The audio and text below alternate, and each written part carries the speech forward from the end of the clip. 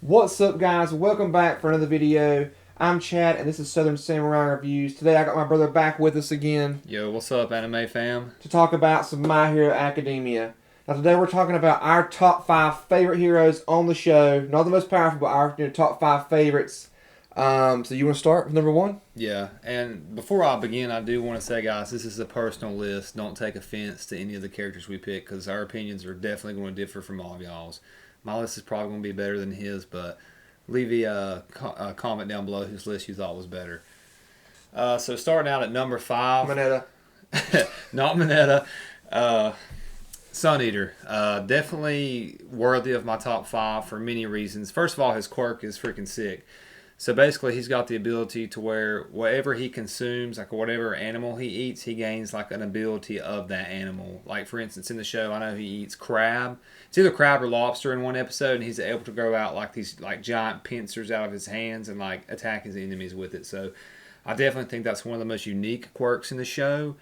And he's an extremely likable character because Sun Eater is like the definition of an introvert. Like, and it shows a little bit of backstory on him too, and like how he struggles like opening up to people, and he has like 0% confidence in himself, and it's weird because as like a fan, like watching the show, and I'm an introvert myself, so like I can kind of relate to him, like just about like not having confidence with like a lot of things in life. But he comes out of his shell later on, and he really shows off his abilities. So definitely worthy of the number 5 spot on my list. Sun Eater is also part of the big three UA too. Um, My top 5 is probably going to be Todoroki. I just think having the ability to have, being able to control not only fire because his dad's endeavor, but also be able to use his mom's ability, which is ice. So I think being able to switch between the two, fire and ice, fire super destructive, ice, super offensive. Then ice being more on the defensive side, typically. I think it's really cool in the anime how you see how he primarily uses ice as kind of like a revolt, kind of against his dad because how his dad treated him growing up, and then as the show progresses, he actually starts to use some of the fire side, the more offensive side, and I think being able just to have both of those elements and be able to use those against your opponents would be sick nasty. So definitely Todoroki is probably my number 5. Yeah. Going back to Todoroki for just a second, I think it's extremely sick how, like, in the show when he's fighting Deku, like, Deku's the one that brings, like, his fire side out of him. Because, like, his dad's in the stands watching at the event where they're, like, fighting each other and whatnot. And they're going, like, balls to the wall fighting, and, like, they're, like, throwing it all out there on the line. And Deku's the one that pushes Todoroki to say, he's just like, screw it, I'm going to use my fire ability. And he really pops off in that episode, which is probably, like, that's probably in the top 5 like episodes like throughout the whole series. I think a lot of people would probably agree with me on that. So we're gonna reverse our roles here. Coming in at number 4, I'm gonna let Chad start.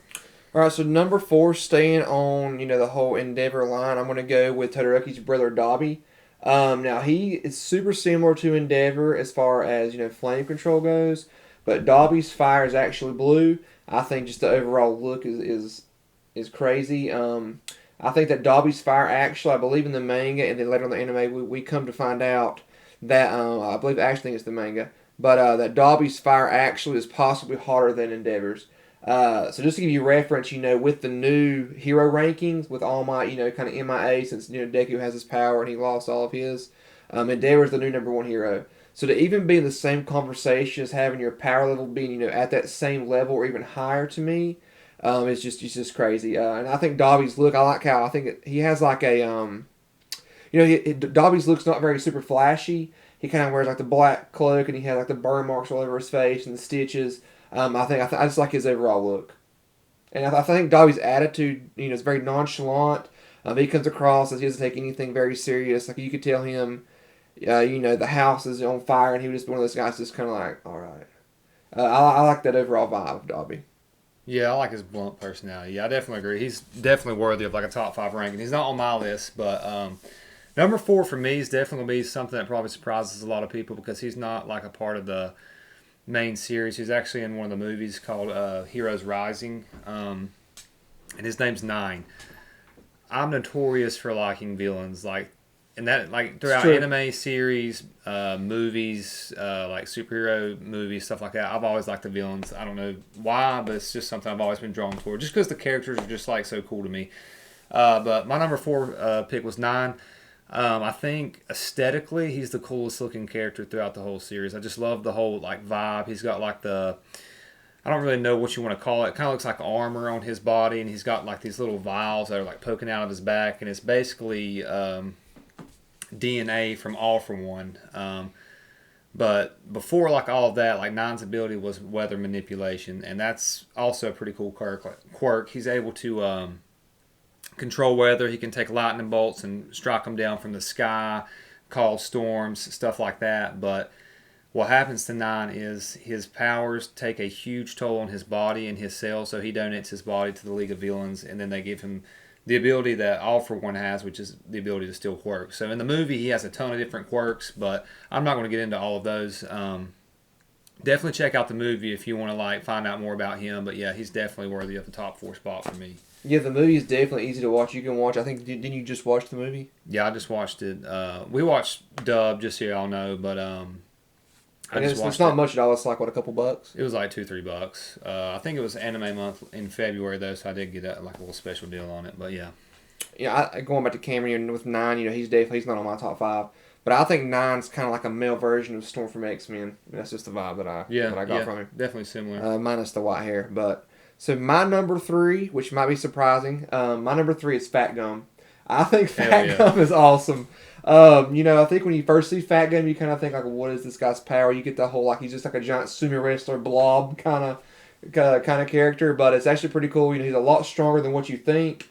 I believe he's inside the top 10. I think he's in the top 10 as far as pro heroes. Sure. He's Kirishima's mentor.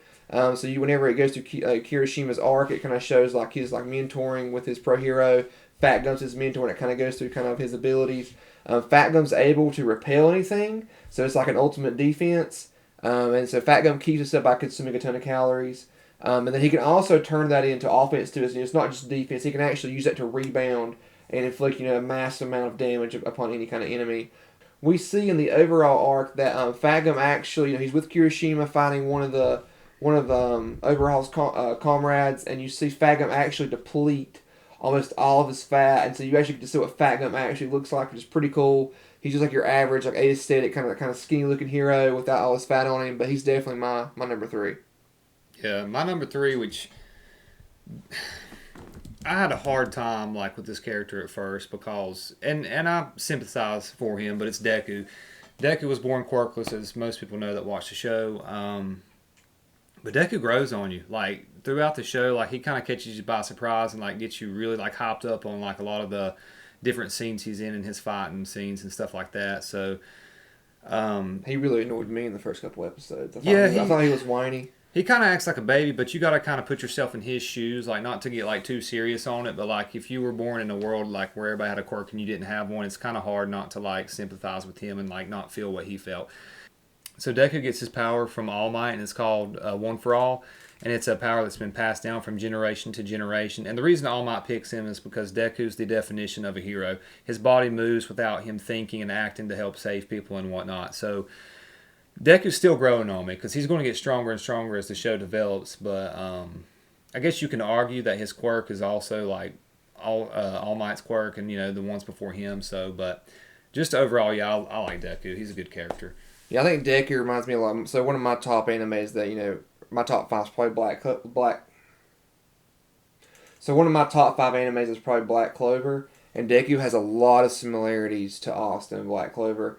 I think it's pretty cool to see the progression that you see, because you see, I think whenever he starts to use One for All's power, he's able to use very little. I think he breaks his fingers every time that he uses the power, and then it progresses from that in the show. So he's actually able to kind of distribute like a certain percentage of that power, so he can use up to 15%, 20%.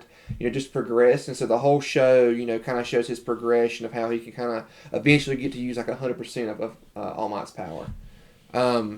So my number 2 is Bakugo.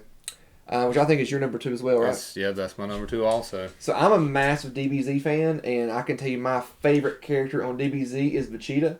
And I know that the same voice actor is the voice of All Might, but Bakugo to me is pretty much Vegeta. He has that super arrogant, cocky attitude.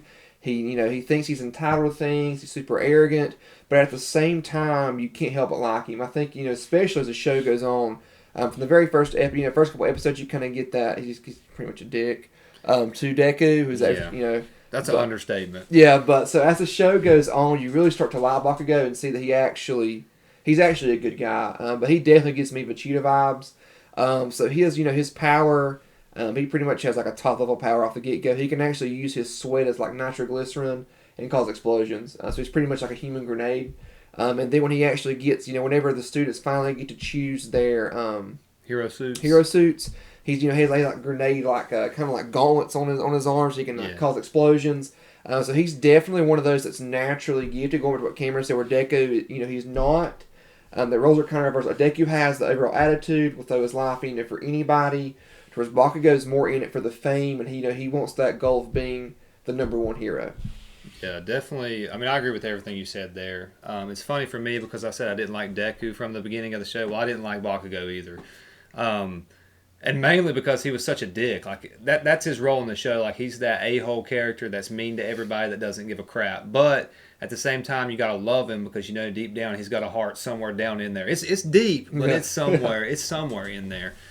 His quirk is OP, man. I mean, it's just like he's kind of like I know we're making a lot of comparisons, but I like to think of him as kind of like Itachi from Naruto. Like he's so gifted from a young age, and this he's got like all that talent and the high potential for the future.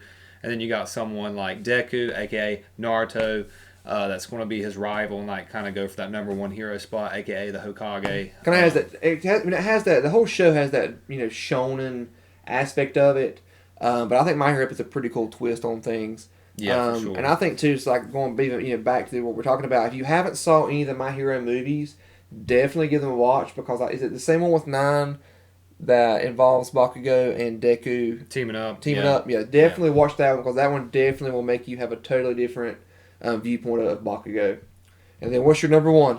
So my number one's probably not most people's number one character. And that's just based off like quirk, like ability and power, but it's Kirishima.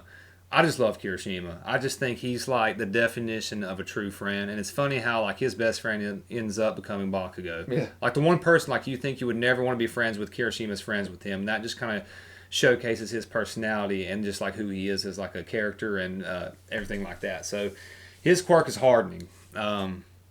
He calls himself Red Riot because he was a super huge fan of another character in the show. I believe his name was Red Riot. I think so. Yeah. I think he retired out.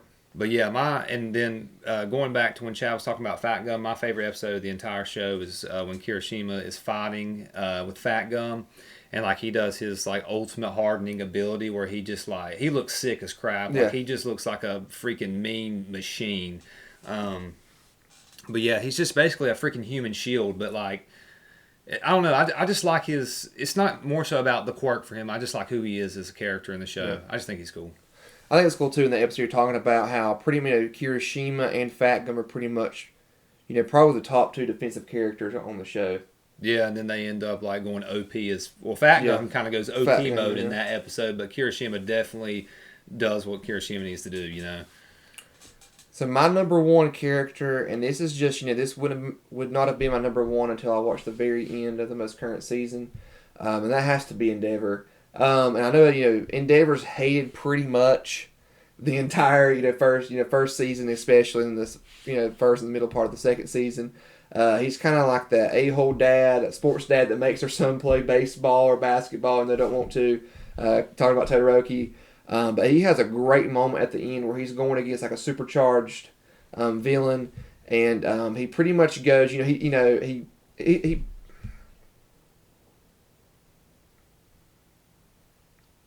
So Endeavor has some really big shoes to fill in All Might. All Might's no longer the number one hero, so it's up for grabs. He ends up being the number one hero, so he has some big shoes to fill. And then the last, it's the last episode. I think it's the last episode.